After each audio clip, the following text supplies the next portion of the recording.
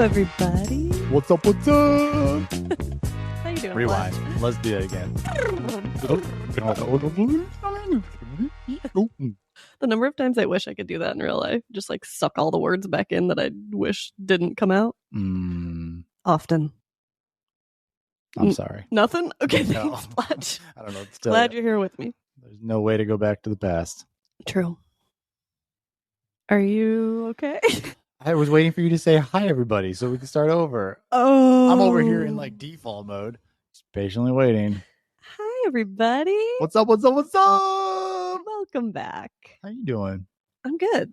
I feel like just kind of coming down off of this morning. We made the mistake of going to IKEA on a weekend with our 4-year-old. Terrible. You know, I mean, sometimes it's okay, but The thought was a good yeah, idea. yeah, That's where it ended. sure is. Anyway, I'm coming down off of this morning, drinking my King coffee. Welcome back. We're chilling.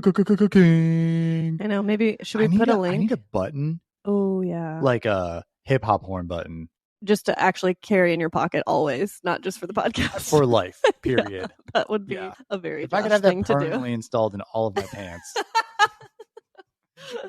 where I could just Okay, like slap I'm my thigh. making a note in my brain for your birthday because yikes, buying you birthday presents is always tricky, but that could be a good one. That is gold. But I feel like multiple times on this podcast already. I mean, these people are only hearing this is the second episode, but we've recorded multiple Yes. times. I've wanted to tap a hip hop horn. Okay, well, I mean, I'm sure we could make that happen. I know, and like there is Yeah, you sound could add effects it and later, stuff, but like that's pound. It's kind of like that Staples. Remember that Staples? yeah, the easy button? The easy button. I just want to smack it and go. You know, you should have been a radio host, babe. I think should they have been do a DJ. stuff like that. Oh yeah. Well, he was a DJ, people. Little does everyone know. I married a retired DJ. You are listening to a retired DJ. Yeah, not a radio DJ. No, you were like no, a no. hip hop, yeah, rave DJ. I wasn't a rave. What was your genre of choice? Just rap, hip Yeah, it hop. was like hip hop. Yeah. Yeah, I was in the clubs. You were in the clubs. Bottle Wait. full of buzz, mama, I got what you need. Is that what you wanted to sing? I don't know. I was gonna ask you what it was like to be in clubs. I went once in college. Kind of Honestly, those were some of the best times of my life. really Yeah. just bouncing. Oh, man. It was just a party. There you go. Y'all, we just saw a coyote in our backyard, We did. and it was the most exciting thing that's happened to us in years. Best believe I immediately Googled coyote sighting meaning. And thanks to the California... Yeah, the very reputable source here, CaliforniaPsychics.com. According to them, it says a coyote sighting is generally a message to take a look within, to not take life too seriously, Done. lighten up, and learn to laugh at ourselves and even our mistakes. Which we both needed. I did need to hear that. Thanks, Coyote. Thanks, California Psychics. Wait, don't make fun of it. I am on the same level as California Psychics. I'm at least on the same level as that coyote. True. Oh, he looked lost and scared. And Yeah. I felt so bad for him. He did I'm look not a on the little- same level as the coyote. I'm not lost and scared right now. He looked lost and scared, Yeah. and I felt really bad. Sweet He buddy. just ran through our backyard, though. He's probably chewing up somebody's chickens right now, so I don't know. Because... Not to make light of killing chickens. Yeah, We're not. this like, got really vegans awkward over really here, fast. But Ugh. I just know that lots of neighbors have chickens, and coyote on the loose, generally not a good Coyote thing. on the hunt. Coyote on the hunt. All right, what are we talking about today? Yeah. So we had a plan for today, and then we released our first episode. Thank you to all who listened. And we got some great feedback. We did. Yeah, mostly people saying, I really resonated with your story. Thank you for sharing. That was helpful. And then also, I am in the thick of it right now. Not me personally, the feedback that we got. I am in the thick of it right now, dealing with chronic illness, and I feel dark and low and like there's no hope. So Yeah, I got more messages about that than I had anticipated. yeah. It was fascinating. I'm super thankful that they felt comfortable to reach out, but it was quite a few of them. So it felt unfair not to call an audible and make a podcast like this. Yes. Yeah. So a lot of people were asking, what did you do essentially to get through those really dark days? So What didn't I do? yeah. So that's what we're going to talk about today. And keep in mind, we have been on this journey together for over 5 years at this point, Well over. collecting tools along the way, We started with a lot of kind of foundational things, changing our diet and replacing products as they ran out with healthier, non-toxic products. And we definitely went through the foundational period of kind of chucking everything out of our house and starting fresh. yes. Soaps, deodorants, Yes. anything, filters. Yeah, our diet got real clean. And anyway, I want you to keep in mind that everything we talk about today is an invitation for you. It's not a mandatory to-do list. You must do all of these things in order to heal. Just like healing is bio-individual, so are the tools that you're going to choose to use to heal. Absolutely. Yeah. So choose what feels manageable. We're not going to talk so much about the physical stuff today that we did. So that's the diet and lifestyle, all of those things. We're going to talk mostly about what helped you get through dark days. Yeah. So, I mean, what did you do? Well, I think, okay, so backing up a little bit, you're right. We kind of took care of all the foundational things. We were just saying all that to say, I tried so many different things to find out what resonated with me. So I encourage people to not get discouraged if something they tried doesn't work for them. Be open enough to just move on and try something else. I have connected with so many people, even just recently, who so many different types of tools help them through their darkest times. I appreciate the conversations I'm having with the people that are currently in some of their darkest times and hearing what has been helping for them. But what starts to happen is inside of those moments, you start to grasp for just about anything because you just want relief. So I encourage you not to get frustrated if something I say today doesn't fully resonate, or you try it and it, doesn't feel as impactful as it was for me. That's completely okay. I'm not saying what worked for me was right, but many of the conversations that I was having with people last week, it seemed to be helpful. So I didn't really have something like this when I was going through it. I kind of was just constantly on Google trying to find different ways to regulate my nervous system or find different impactful tools that would give me any sort of relief inside of one of my symptoms out of the 35,302.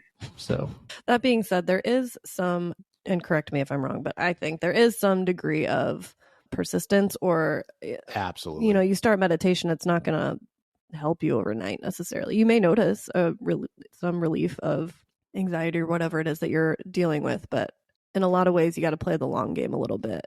Yeah, there's for sure a component of consistency that is required in order to see if it works. Speaking of meditation, though, let me start there. It's not on my list of what we were going to talk about, but meditation is, if somebody asked me mindfulness in general, what has been the most impactful, that doesn't exist. The reason I say that is based on the evolution of my mindfulness. I've been able to determine what's the most impactful inside of that given time. Meditation inside of my darkest times was one of my more impactful tools at that time. Meditation calmed my mind. I was able to figure out what looking inward looked like and really started to engage with my body in a different way than constantly, fuck you, you're my enemy, why are you eating me alive? So meditation was huge. I'm not going to go too much into that today because I feel like there's 30,000 podcasts that talk about meditation and everyone knows the benefits of it. And what I would encourage inside of meditation, though, is to find what type of meditation works for you. At the very beginning, I was using something like Headspace that was super guided and I didn't have to think about much because if I thought about much, I was overwhelmed at baseline. But as that evolved, I started to create my own, and then it turned into unguided. And then I was picking my own types of music per each segment inside of my own meditation. Just allow it to evolve, be open to what that looks like. And the idea of meditation is really the main goal inside of meditation, of identifying ways to calm down your mind, be more inward, be more focused, take the chaos out of thoughts. And how that works for you is going to be individual. That's all. Sorry. Yeah. I know that was a little bit of a rant, but no, I wanted to make sure I said it. It's funny. I've heard people say regarding mindfulness that it really ought to be called mindlessness. Yeah, for sure. Yeah. It's like flexing a muscle. It takes time and effort and consistency, but it allows you to enter a space where your mind is not running you. It's not controlling you. Yeah. Mindfulness, one, is such a hot word right now, but meditation 5-6 years ago was also super huge. Headspace. Oh, there were so many different apps coming out a couple of years ago. that it was almost impossible to not hear something about meditation if you were struggling with any type of mental illness, for sure. So there are pieces of that mindfulness is always going to exist inside of my life now. Meditation was my gateway drug Yeah. to that. And I have talked to many that it is their gateway drug into more steady awareness into everything. We will talk so much about that in coming podcasts of what awareness looks like to me now and to you now. But just know that that's where meditation exists inside of my journey. It was huge and impactful and powerful. Let it look how it needs to look for you as an individual, and then let it evolve. Sorry, rant, but thought it was needed. Yeah. Inside of meditations, where the first level of evolution began was mantras for me. If I could identify one of the most impactful pieces inside of my darkest points of my healing, I wasn't even healing, I was just sick. Inside of my sickness was mantras. Mantras shifted my brain into what I now know scarcity mindset versus that spiritual abundance mindset. When I started mantras, there wasn't an ounce of believing anything that I was saying, but I started reading things and I started identifying the impact of mantras and recognized fairly quickly that if I didn't believe any of the things that I wanted, it was never going to happen. Yeah, sometimes I think the idea of a mantra, it feels like some oversimplified magic spell. Like if I say I'm healing, then I'm healing. But I think what people don't understand is at a cellular level, like if your body doesn't believe that a thing is possible, it's not going to happen. And so this repetition of belief, and it's different than a thought. I think that's important to note too. When you're repeating these mantras, which you'll share yours in a minute, but as you're repeating those, I think you were really focused on internalizing the feeling of those things. And so we've talked on Rudy's social before about the difference between heart and head, and how scientifically now we know that there's more neural traffic traveling from our heart to our brain, and that our heart actually emits the electric field. God, if I would have understood that when I started mantras, yeah, it would have been crazy. But the field of our heart is 4 or 5, maybe even 6 feet outside of our body. That's how powerful it is. And that's measurable. That's not hippies just saying a thing. And then scientifically proven. Yeah. And our brain has a field of more like 2 or 3 inches. Both, of course, are important, but a lot of people think that your thoughts dictate your emotions, which then kind of create your behaviors and therefore your reality. And that's still true to a point, but it's actually you have more neural traffic traveling from your heart, which is your emotion. The two are connected. That's not metaphorical necessarily. Right. We know the Heart Math Institute has done so much research on this. They can predict, I think with like 90% accuracy or something, somebody's emotion based on their HRV, their heart rate variability mapped out on a graph. So the two are linked. And so when you are able to feel a thing, even if it's not true yet in your life, if you are able to feel a thing, for instance, I am healing, it's going to send messages to your whole body, but also to your brain, telling it that that's true. And so it will allow you to more easily shift those thought patterns and those limiting beliefs that hold a lot of us back from things that we want. Which, if I'm honest, was not something that I was even remotely recognizing inside of my mantras. Maybe that's why it took so long to believe the mantras that I created. More recently, I've for sure tapped into that emotional state of feeling certain things. I'm into this spiritual side of abundance right now and constantly navigating through that. Feeling what abundance feels like to me has just opened up Pandora's box. If I would have believed that, or even just understood that inside of my mantras, it would have been like a cheat code. Yeah. I feel like I would have had a fast pass to the evolution of what I believed.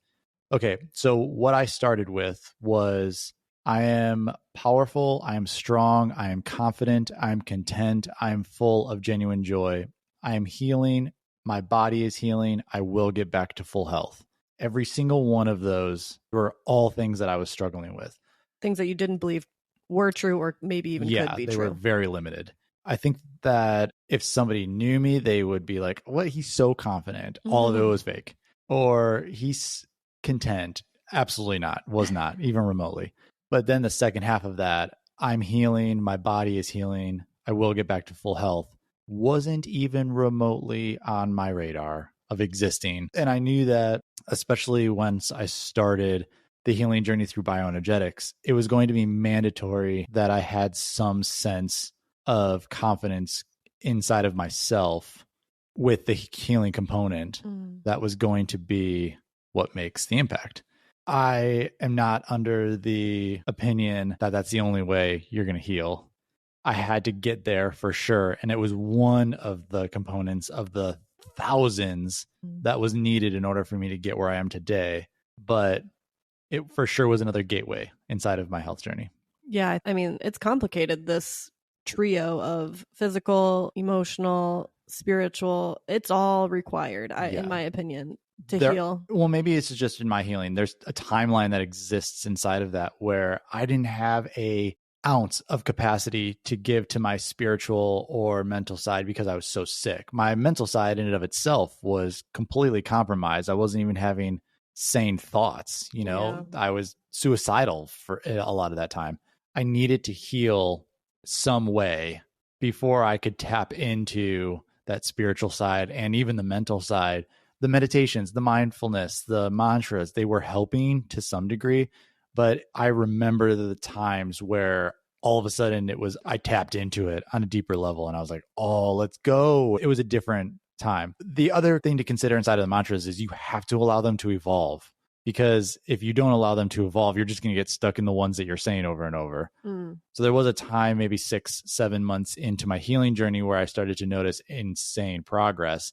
And I switched the last 3 to I am healed, my body is healed, I'm back to full health. And I wasn't yet, but I knew that I needed to be a step ahead inside of that belief. I needed to start training what I thought I needed to start training my brain, but really what I needed to do was feel those emotions to tell my brain that I was healed. Yeah. Which is for sure probably why it took so long for me to believe it, because I wasn't identifying the emotional state of the word, but allowing that to evolve felt like a shift. That, okay, I'm 100% agreeing that I'm healing. There is no doubt in my mind that I'm healing and I will get back to full health. But it feels like it's taking longer than I thought it was going to get back to that full health. Oh, wait, I'm not even remotely considered that I am back to full health yet. And yeah, that opened up a whole new portal into my healing journey. Yeah. So you got to stay a step ahead, kind of keep yourself leveling up with those mantras. So now that you've tapped into this kind of power of emotion tied in with things like meditation and mantras and changing thought patterns, looking back, if you could, because you were miserable, right? Very. Like, none of those things felt true. How does a person embody an emotion that they haven't felt in maybe 10 or 15 years? Yeah, that's a great question. I don't necessarily know if you are able to identify it in that state. I think it comes over time. And that's kind of what I was saying about there's a timeline inside of that healing journey that I had from like just me specifically, where I couldn't tap into that mental or spiritual state yet. The emotions that I were feeling were intense and very negative. And that's where inside of those times, I know I'm like taking a left-hand turn here a little bit, but another component inside of what really helped me was finding somebody that can hold the hope when you don't have hope for yourself. Because it's guaranteed that if you're as sick as I was, or sicker, or even not as sick as I was, there are going to be times where you lose hope. And that's when it got really dark and dangerous for me. And if I just had somebody to reach out to at any given point and just say, hey, like, I've got nothing left, what you got for me? It would change all thoughts. And there are components to, sure, like you were for sure there for me. But what I think is so important is having somebody that has gone through the journey of healing from chronic illness in some way, shape, or form. So I encouraged everyone that reached out to me. I was like, yo, I've got the hope. I've got the hope now. I'm walking proof that this is possible. Hit me up anytime you're feeling down, and I will make sure to have something for you. That changes everything. My mantras were there. Those existed. Those are super powerful. But having somebody to just lean on when you need it, that completely understands what you're going through. Maybe their experience was totally different, but chronies, those chronically ill people like myself, you go through a different type of hell. Mm-hmm. It's a hell that I don't wish on anybody, but I'm so thankful to have connections to people that have gone through that to more identify with my experience. There's just a different type of connection. Yeah. Yeah. I can be rooting you on, cheering you on all day, supporting you, but I don't have the Right. lived experience of being chronically sick. So I could see how that would be super huge. And Yeah. just for anyone listening, if you don't know Josh, even when he was sick, God bless you, kid. Yeah. You are just the biggest hype man, the biggest cheerleader, the best encourager. It's for sure like one of your best giftings. Thanks, So babe. it's fun now to be able to watch you to use that with other people. I am in my zone. Yeah. I mean, it's on my Instagram. Literally, people will joke saying I'm a professional encourager. I fucking love encouraging people, hyping them up, and now giving them a little bit of hope or just holding it for them while they don't. I'm not intimidated by that anymore. I very much was. You couldn't have slid into my DMs and I wouldn't have never responded to you. I would have just not engaged because of how traumatic it was for me.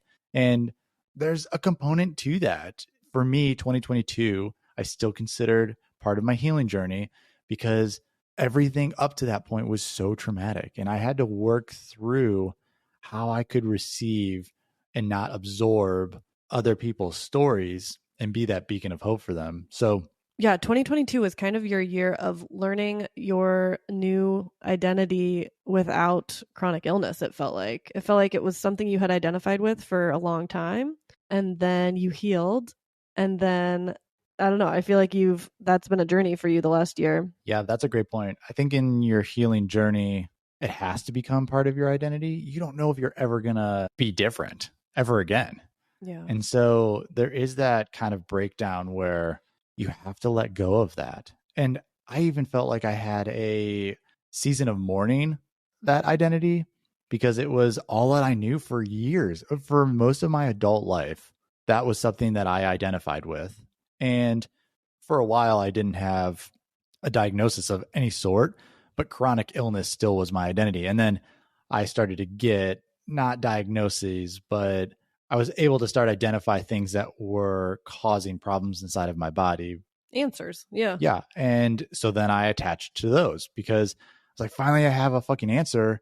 Now let's go take care of it. And I got into communities and that was really great. But there's this point in time where you're like, this isn't me anymore. Yeah, you got to let go. Yeah. So yeah, that was super, super huge. I think that is probably a pretty common story, especially for so much chronic illness is just very confusing. It's misdiagnosed or undiagnosed, or you're made to think it's in your head. And so often when people do finally get answers, whether it's through something like bioenergetics testing, like we did, or even just a diagnosis of whatever, chronic fatigue syndrome or something, which in my mind is really not, it's just another naming of symptoms. Yeah. But a lot of people feel this sense of validation and relief that they have an answer for all of this pain that they've endured.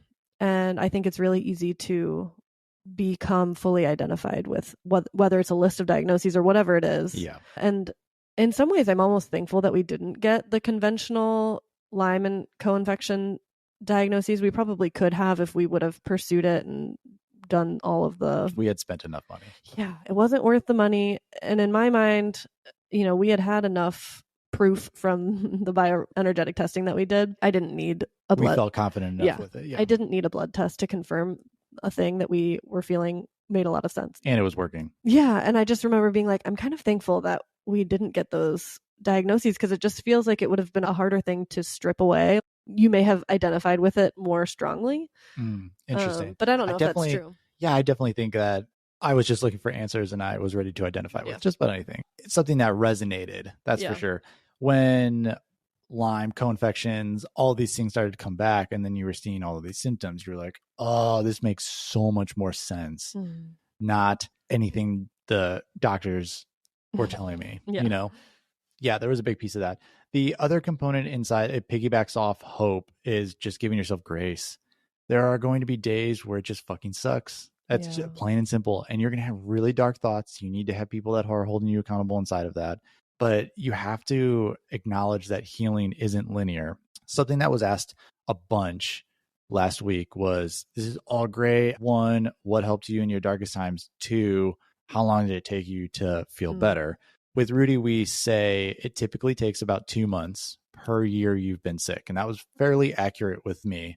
That doesn't mean that you're not going to start to feel better. But for me, being bedridden to running a half marathon, it was pretty consistent with 2 months per year that I was sick. Yeah. So that's not saying 2 months per year before you start to feel better. That's your whole journey. I was running a half marathon. I felt like Superman compared to what I felt like 6 years ago. Yeah. So the other component to that needs to be recognized is something that was confusing to me at first, and then seems to be something that is misunderstood inside of how bioenergetics works. Is you take a scan, it gives you your most pressing things that your body's struggling with right now. And then with Ruti, we give a list of remedies that is going to help balance you out based on what your body is struggling with at that given moment.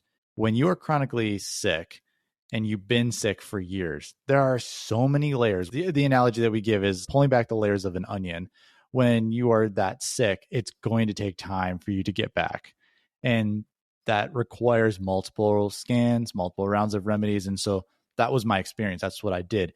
I didn't remotely believe that this technology worked, at least for the first 3 scans. And I was progressing. I was passing parasites. Yeah. And I still wouldn't put hope into this technology. I refused. But there would be times inside of the rounds where one round would destroy me. And I'd be like, what the heck? I was feeling so good. You have to recognize that healing isn't linear. You're going to have your ups and downs. You'll feel like you're taking a step back, but it's still being productive. You're peeling back those layers. Exactly. Some layers are going to stick a little more than others. Yeah, which just requires grace. The expectations that you put on the healing journey are going to be thrown out for sure. How I thought I was going to look healing didn't remotely come true. Yeah. The journey itself was way different than I had anticipated or expected. And 3 scans in, when I started to believe and start to put hope in the technology, I was like, all right, I'm going to be awesome by Christmas. And that was like scan 4. And little did I know I had like 6 more ahead of me to be running a half marathon.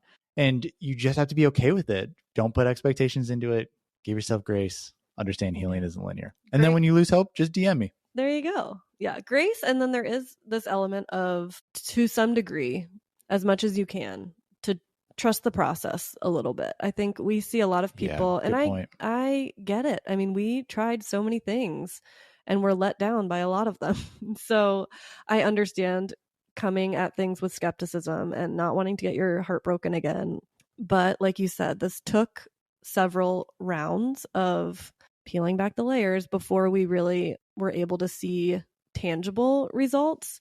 And so often what happens is people will come, they'll do the scan, and for whatever reason, they're just not ready. They're not going to buy the remedies. And sure. That's fine. That happens often. Often, yeah. And I think it's, for me, I very much believe that if people are able to really go deep and look inside and kind of tap into that, whatever, deeper knowing, higher self, God, whatever you want to call it, I think people know what they need to heal. You have to trust your intuition in this. Yeah. And for us, it was small, but it was a spark of something that just told us to stick this one out. Like, just keep going with bioenergetics. For really the first time ever inside of my healing journey, there was a consistent level of progress that was noticed. And in some cases, it may have just been one symptom that subsided or just decreased. And I was like, whoa, wait, I don't have that shooting nerve pain in my face anymore.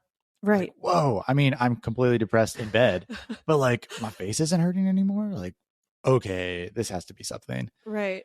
All that to say too, I want to piggyback on that for a second. Bioenergetics is what worked for us. And we truly believe it, but we're not in the business of convincing you that this is the route you need to take. No, that's what I was just about to say. It's like, I'm not going to try to pound this into people or convince, or when people are ready, and if they choose to do bioenergetics, we're here. They'll do it. Yeah. Yep. Yeah. And we will happily embrace you and hold your hand through it. But yeah, that's why I don't really push it on people, because I just think people know what they need. And if you're not ready yet, you're not ready yet. One thing I do say for people that are ready to take that plunge, give yourself a couple scans and do them fully.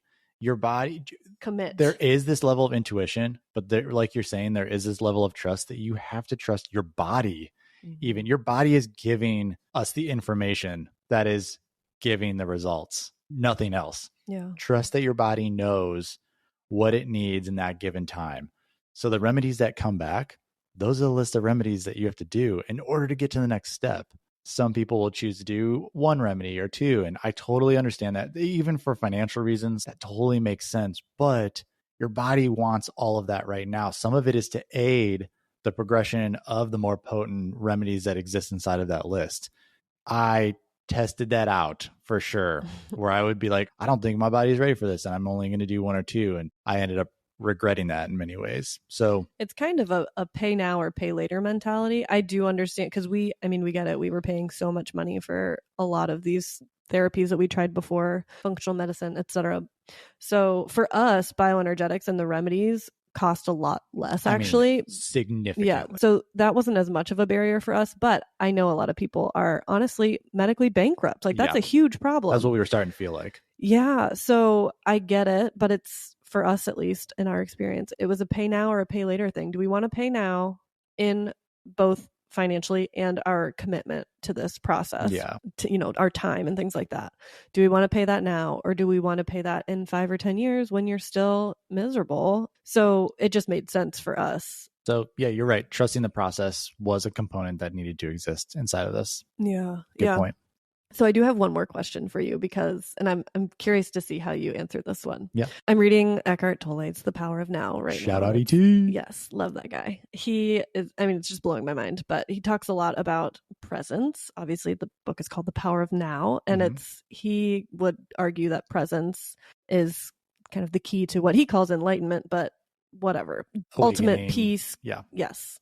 How does a person do that? How are you present when your life is in shambles, when you have physical pain? Yeah. Like, how do you, because I understand the power of that when I'm having anxiety or some mood stuff where I'm able to be back in my body, be present, etc. But what happens when you are in your body trying to be present and it's excruciating pain? Yeah, that's a great question. That's a tough one to answer. I think there were levels of it, at least in my experience, where the worst thing that I could do was be present inside of all that. And I think partially that was because of how my brain was functioning at the time. It was constantly deep, dark thoughts. And so if I went in this loop of, here I am right now in bed, I can't get up, I'm in excruciating pain, I have no energy, I have dizziness, A, B, C, D, E, F, G, H, I, J, K, L, M, N, O, P, that I would just have deep, dark thoughts. And those thoughts would kind of tease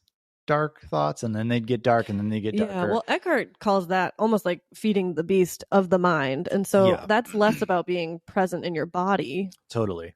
I didn't understand that until now.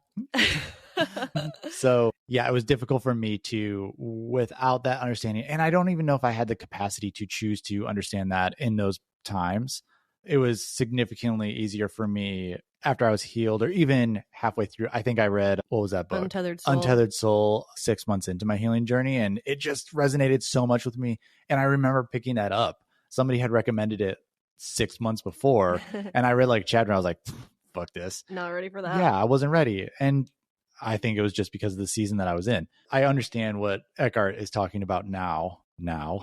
And that is something that impacts me and is such an incredible tool for me now. But when I was that sick, it was so difficult for me to latch on to anything like that. So and I don't have the same experience as you, but I did have a touch of postpartum depression. And I do remember, gosh, those dark thoughts. It's like you have no control over them. None. Sometimes it feels like, and I remember just really trying to think my way out of it and being like, I can't change it, and feeling so frustrated. And the emotions sometimes inside of that were even more dangerous for me. So if I started to feel all of that and recognize all of my symptoms and even start to interpret those thoughts, it got dark real fast. Yeah, you're feeding the beast. So instead of feeding the beast, did you have something different? Yeah, so I don't know if you remember, I started the Gratefulness series. Oh, yeah. Yeah, that Gratefulness series was huge for me. I started it early in 2020, as soon as I got sick, which was probably in July. So what I would do is I would,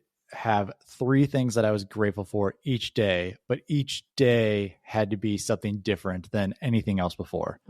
And that became such a huge anchor inside of my mindfulness because I was able to focus on the good, even in the little things, because my life looked like shit at the time. So it could be as little as I'm thankful for fluffy clouds, to Zoe's goofy laugh, to the way Nala wags her tail. What ended up starting to happen inside of that is when I got my really dark thoughts, I would go back to my gratefulness series and start at day 1 and just read them. And what it allowed me to do was identify the good that is constant in my life, even when life is shitty. And it was a way for me to go back to memories because some of them were like on the boat at the lake house or the ripples in the water or whatever.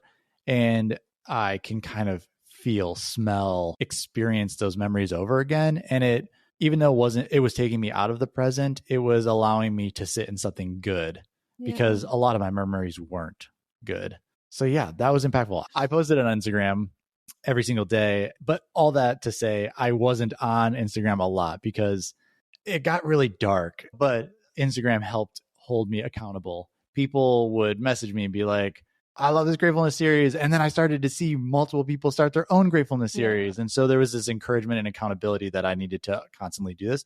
It would be part of my morning routine of meditation and mantras. And then I would finish all of that and I would sit there and just identify 3 things that I was grateful for the day before. I wanted to make sure that I wasn't going through life completely unaware of the good that was around me. Because what would happen, at least for me personally, was I would be so stuck and so dark that I barely remember Zoe's infancy. Yeah. I was so gone. And I barely remember her at the lake house when we were living there for a while. Oh, she was so cute there. Thank God for iPhones. Yeah, true.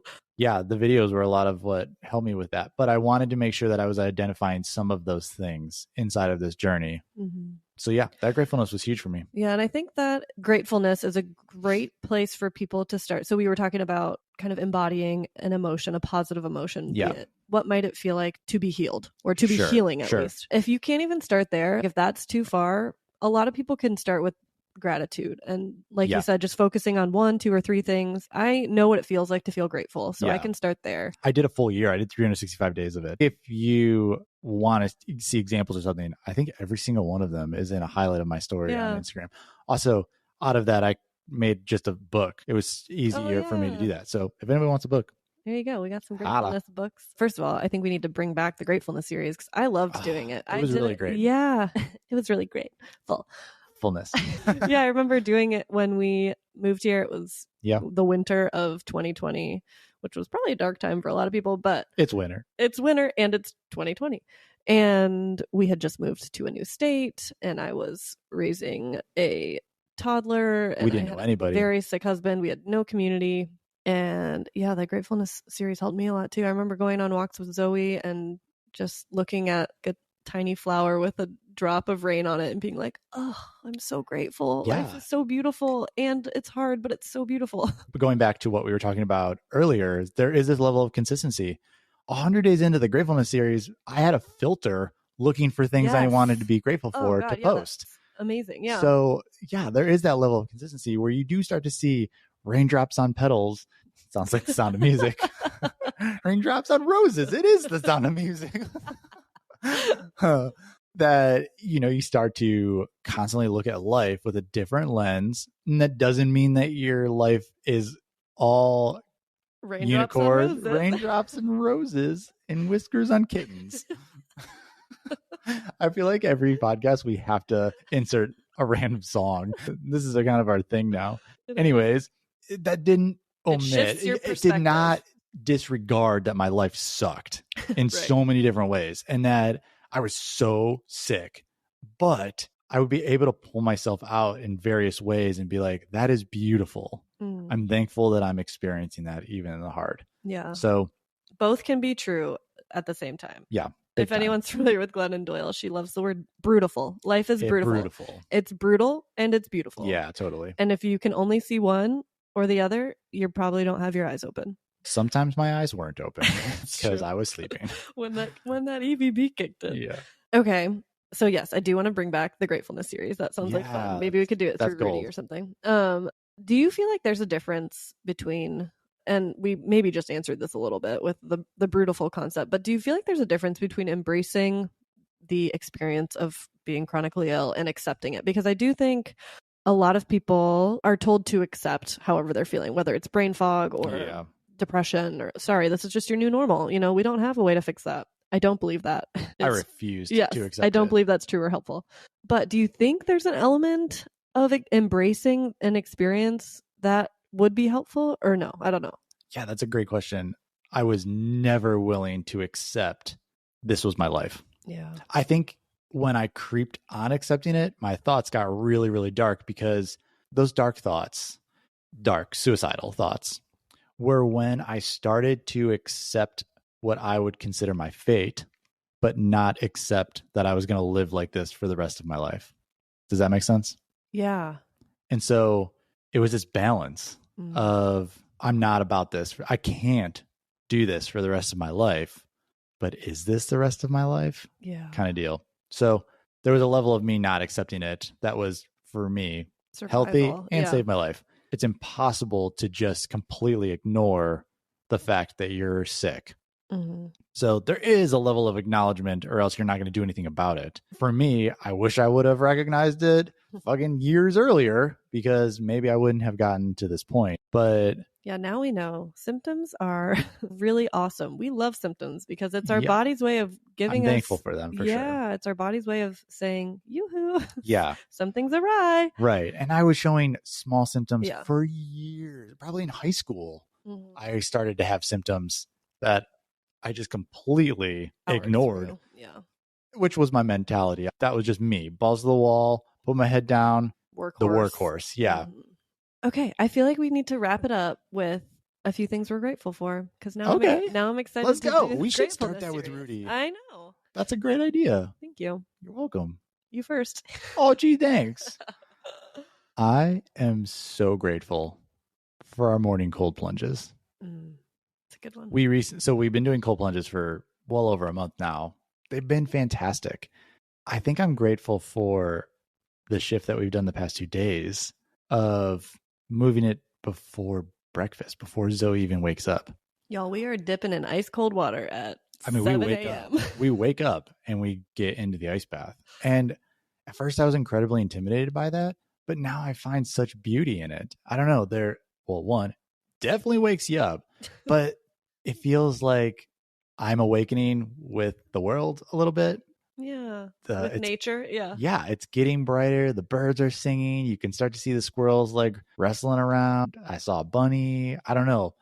Yeah. I'm incredibly grateful for the decision that we decided to do it a little, we're only 2 days in, but 2 days into being earlier. Right. We are pros at jumping in cold water. How many days have we been doing that? Probably close to 2 months. Crazy. We're down in the 30s. Burr. But it's been fun. It has been. Are we doing 3 each? I guess we can. I'm grateful for that coyote. I know. That was pretty cool. Coyote was epic. I haven't seen a coyote since I was a kid. Yeah, that was awesome. I'm grateful for Zoe's sense of humor. Yeah, it's coming been out. So funny the past couple days. It's been so good. Aaron and I will be talking and we'll laugh about something. And then Zoe will like hop into the conversation and be like, yeah, and giraffes have feet. And you're like, what? I'm thankful she's moved beyond the butthole. And oh my gosh. Humor. Oh yeah, that was a moment in time for sure. But her humor's been so funny. And I think she's starting to identify what joy is authentically. Yeah. And we're starting to see a little bit more of her personality in it. So yeah, I'm super thankful for that. Those are great. Okay, your turn. My turn. I am thankful for our backyard is kind of surrounded by trees and Erin is in a tree pose right now, so I'm mirroring it. I didn't even realize I was doing this. I love our backyard. Yeah, but specifically, I am thankful for the pine trees that I'm looking at right now.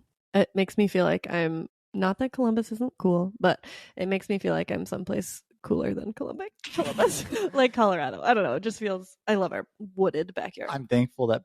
Sorry, I'm any more thankful. It's gratefulness. pine trees don't die in the winter. Yes. So it reminds me that life still exists. Yeah. Oh, I love that. Way to make it metaphorical, babe. Thank you. Okay, so that's number 1. Number 2 is I am thankful for the many tools that I now have in my toolbox that I don't always use perfectly, but I have been PMSing hard this week. That's a fact. Anyone else just feel like they're a completely different person the week before their period? I don't know. Wow. I just feel so overwhelmed, anxious, things that I don't normally feel. But I did a little kind of recentering meditation thing this morning and it helped a lot. I definitely felt your energy shift. Yeah. Mm-hmm. Yes. So I'm thankful for tools. I don't always choose to use them, but I'm thankful that I did this morning. What else am I grateful for? Honestly, I'm grateful for Zoe's space buns this morning. Oh, Zetus Lapidus. Zetus Lapidus. She wanted Xenon, Girl from the 21st Century. Buns. Which we're raising her right if she's watching Xenon. But yeah, those were something this morning. Zoom, zoom, zoom. Yeah, they were kind of crooked. It wasn't my best work, but it was cute. Yeah, no offense, I'd rate it like a 2 out of 10. Like our poor child. She really is beautiful. Anyway. Gotta love her. Gotta love her. Well, this was great. Yeah. Thanks for listening. Moms, you can go back to doing what you were doing. Love you, Mom. You made it all the way. Bye. Bye.